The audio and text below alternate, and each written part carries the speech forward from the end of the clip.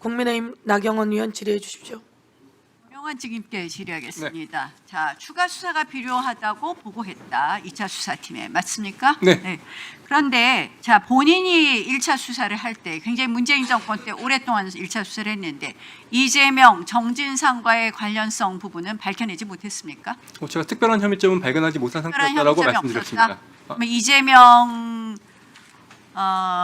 우리가 보기에는 여러 가지 배당률, 뭐 기타 결제 라인 이런 뭐 개발의 방법이 바뀐 것 이런 거 보면은 비정상적인데 협의점을 발견하지 못했다. 못한 이렇게 상태였다라고 말씀드렸습니다. 자, 녹취록 한번 들어보시죠. 그때 내가 그 잡혀오기 훨씬 이전부터 계획이 네. 다 된 거야 이거는. 그러니까. 이재명하고 정진상하고 김영하고 김만배하고 딱 짜고 그러니까 4시에 합의를 다 본 거야. 합의 다 본 거야. 그리고 나중에 이제 내가 이제 그거 이 사건 딱 터지자마자 네.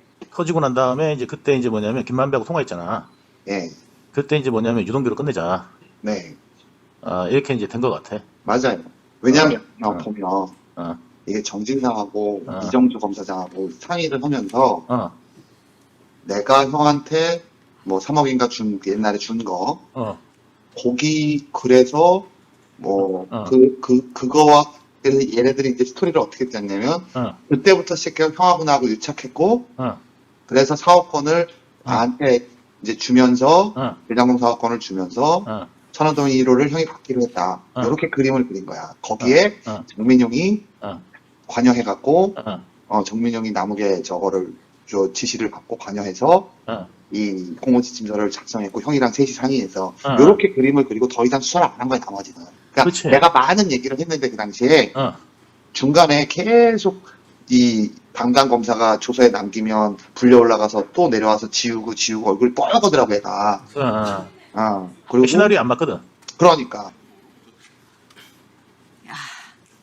이렇게 이렇게 한 녹취록이 있습니다. 한마디로 뭐냐? 2기 수사팀이 조작 수사를 한 것이 아니라 문재인 정권의 1기 수사팀이 덮고 덮으려던 것을 2기 수사팀이 제대로 수사를 해서 밝혀가는 과정이 2기 수사팀의 수사이다. 이렇게 봅니다. 이원석 검찰청장. 네, 저 녹취록 보고 저는 그렇게 해석하는데 맞나요? 저는 오늘 처음 본 겁니다. 이게 나 의원님 어디서 나온 녹취록인지 제가 잘 모르겠습니다. 자, 남욱과 그리고 유동규의 녹취록이고요. 오늘 제가 그 녹취록을 아까 뭐 유튜브에서 공개했길래 오늘 틀었는데요. 네, 이걸 보면 일기 수사팀에서 수사를 부실 수사를 했다라고 만약에 반대라고 하면 또 이야기할 수도 있겠고 또 이기 수사팀에 대해서는 좀 과잉 수사를 했다라고 또 말씀하시는데 저희가 어떤 수사를 하면 꼭 한쪽에서는 부실 수사, 한쪽에서는 과잉 수사라고 말씀을 하십니다. 그런데 저 녹취록을 보면 일기 수사팀이 뭔가 덮으려고 했다라는 것이 저는 보여진다 이렇게 봅니다. 사실은 뭐 아시다시피 이제 지금 말씀을 애매하게 하시는데 저는 이 녹취록을 보면 우리는 벌겋게 돼서 지우고 결국 남욱 증인이 한 말을 저 남욱 증인 목소리 맞죠? 맞습니다. 네. 그러니까 남욱 증인이 한 말을 일기 수사팀이 제대로 적지 않았다 이런 얘기입니다. 그런 부분이 자, 있습니다. 2기 수사팀이 이제 수사를 했는데 결국 1심 선고가 나서 항소 포기시켰어요. 이원석 총장님이라면 그 항소 포기하겠습니까? 이 보세요. 12년 구형했는데 8년, 10년 구형했는데 5년, 7년 구형했는데 3년 받았다면 당연히 항소해야 되는 거 아닙니까? 항소심에서 더 형량이나 추징금이 늘어나지 않을 거기 때문에 확실하기 때문에 법률상 그렇기 때문에 제 생각에는 굉장히 편한 마음으로 재판을 받고 있을 거라고 생각이 됩니다. 그러니까 그 항소 포기는 잘못된 거죠. 저는 그렇게 생각합니다. 자, 노만석 대행이 이랬습니다. 용산과 법무부를 고려했다. 정성호 장관은 신중히 판단하라고 했다. 도대체 이렇게 해서 남욱 증인은 편안하게 지금 재판 받을 겁니다. 본인 범죄 수익은 그대로 챙겼습니다. 자, 항소 포기 날 남욱 증인 뭐라고 했습니까? 베가르고라는 아주 자극적인 단어로 진술을 번복합니다. 자, 여기에 대해서 정일권 증인 아까 하고 싶은 말씀이 있었던 것 같습니다. 그렇죠? 이 부분은 베가르고 하는 것은 수사를 뭐 어떤 뜻으로 하신 말씀입니까? 그 말씀 하셨습니까? 일단 제가 남욱 씨의 배를 가른다 이런 취지의 말을 한 적은 없습니다. 당시에 남욱 씨는 기존 수사팀, 1기 수사팀에 대한 불만을 토로하면서 진술을 거부하고 있는 상황이었습니다. 그래서 제가 들어가서 새로 생긴 수사팀은 일체의 고려 없이 편견 없이 그리고 사실대로 수사를 진행하겠다. 그러니 조사에 응해달라라고 이야기했습니다. 그 당시에 진술을 거부하고 있는 상황이었기 때문에 검사의 수사 과정을 의사의 치료 과정에 비유하면서 환자가 어디가 아픈지 증상을 이야기해 주어야 의사가 정확한 진단을 하고 그에 따른 치료법에 따라 정확하게 치료하겠다. 환부만 치료하는 수사를 할 것이다.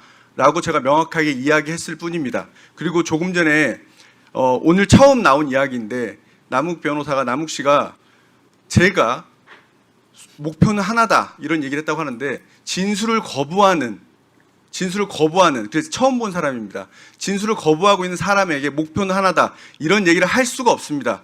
저희의 목표는 실제 진실을 발견하는 것이지 제가 그것을 진술을 거부하고 있는 사람을 상대로 목표 이런 얘기를 할 수가 없습니다. 그런 사실이 전혀 없습니다.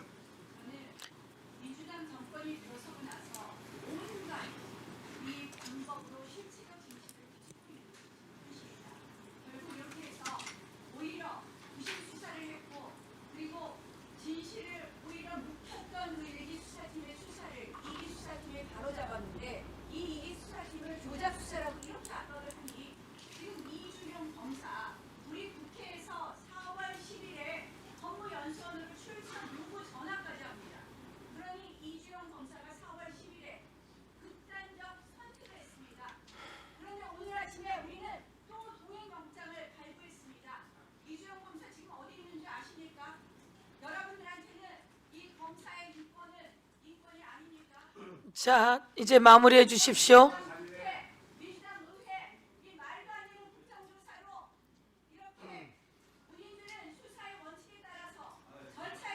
마무리하세요. 예, 끝내주세요. 자, 국회 국정조사에서 증인 출석 요구했다고 이렇게 문제 제기하는 사람이 재판 갔다 오다가 체포돼서 그래서 구치감에 갇혀 있으면 어떤 상황이겠어요? 어떤 상황이겠어요? 얼마나 죽고 싶겠어요? 그리고 정일권 검사는 자꾸 거짓말하지 말아요. 자꾸 거짓말하지 마세요.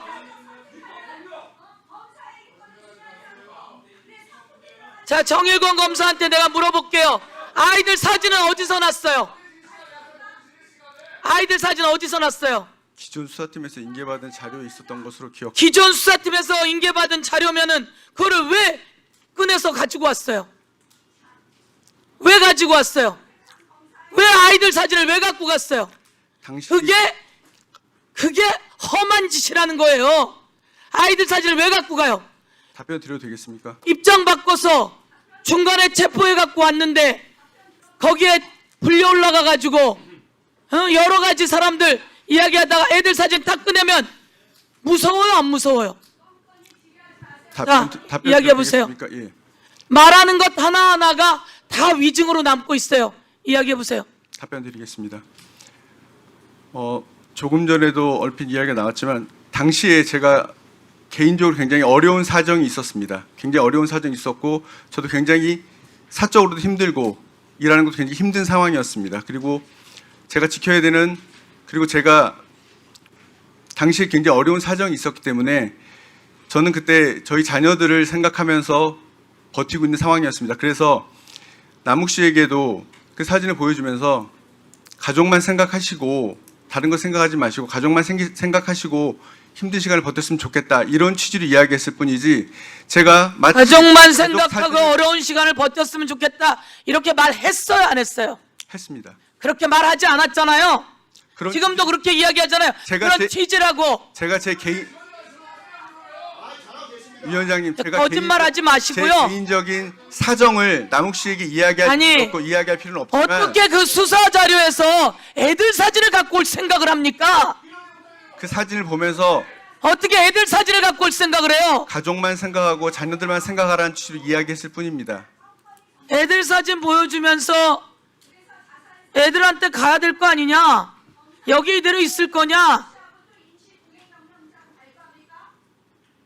배를 갈라서 창자를 다 드러내는 방식이 있다. 우리의 목표는 하나다. 우리의 목표는 참나. 하나다 이런 취지의 말한 자, 적이 없습니다. 진술을 들어가세요. 거부하고 있는 사람에게 목표 얘기할 이유가 없습니다. 진술 거부하고 있는 사람이니까 앞뒤로 여러 가지 작업하다가 온 거 아니에요. 그리고 이야기해보세요. 구치감에 그렇게 넣어두면 됩니까? 안 됩니까?